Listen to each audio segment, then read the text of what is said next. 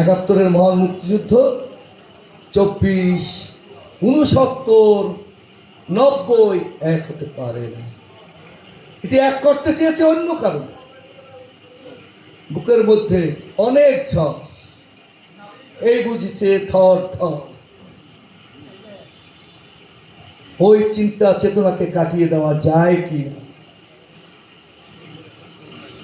এদেশের জনগণ সেটি হতে দেয়নি। আপনাদের সন্তানকে 24 তারিখ জেলা পরিষদের নিয়োগ দিয়েছেন, 30 তারিখ কথা হয়েছে, ডেকে নিয়ে গেছে।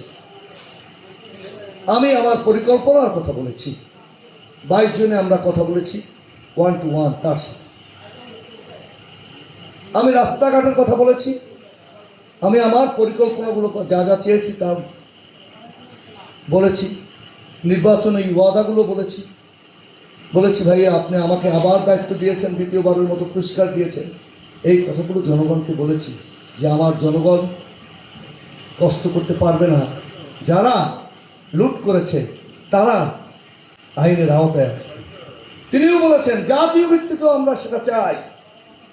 যে ব্যক্তিরা লুট করেছে, যে ব্যক্তি সন্ত্রাস করেছে, তিনি বলেছেন মুষ্টিমেয় অল্প সংখ্যক মানুষ এই সন্ত্রাস করেছে, লুট করেছে, লুটের সাথে ছিল, তাদেরকে বাদ দিয়ে সকল জনগণের সাথে আমাদেরকে একত্র হয়ে যেতে হবে। তবে খেয়াল রাখবে গুপ্ত যেন না ঢুকে পড়ে। ইঙ্গিতটা তো বুঝেছি, আপনিও বুঝেছেন, তাহলে গুপ্ত থেকে আপাতত সাবধান। আমরা স্পষ্ট বলেছি, আজকে কিছু না পেয়ে রাস্তায় বিব্রত করার চেষ্টা করছে আমাদের নেতা তারেক রহমান। আমরা নাকি জুলাই সনদ নয়, মিথ্যে কথা।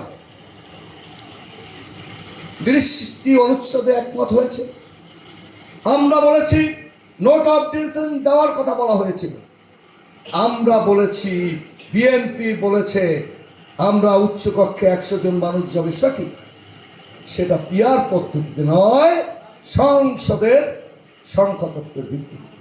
এবং এও বলা হয়েছে এই নোট অফ ডিসেন্ট আমরা মানতেও পারি, নাও মানতে, প্রতিটি বিষয়ে বলা হয়েছে। রাজনৈতিক দল নিষিদ্ধের ব্যাপারে কথা হয়েছে।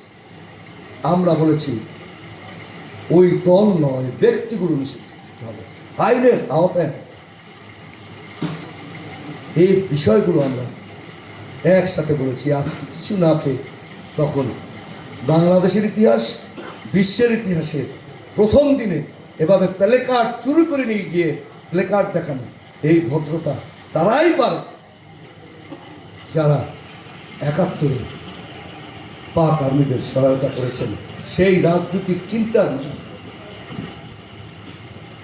হ্যাঁ, হতে পারে 71-এ আমি তো মুক্তিযুদ্ধ করিনি, কিন্তু আমার চেতনা তো মুক্তিযুদ্ধ।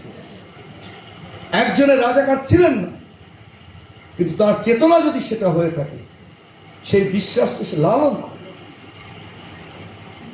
প্রিয় সম্মানিত মুক্তিযোদ্ধা ভাইয়েরা, জীবন বাজি রেখে আপনারা যুদ্ধ করেছেন দেশটাকে স্বাধীন করার জন্য। আপনাদের চিন্তা এবং চেতনা ছিল দুটি বিষয়। এক, কথা বলার অধিকার। পশ্চিমারা আপনাদের কথা বলতে দিত না। আপনি ভোট দিয়েছেন এক মার্কায়, সরকার গঠন করতে চায় অন্য মার্কা। আপনার অধিকার রহিত করেছেন।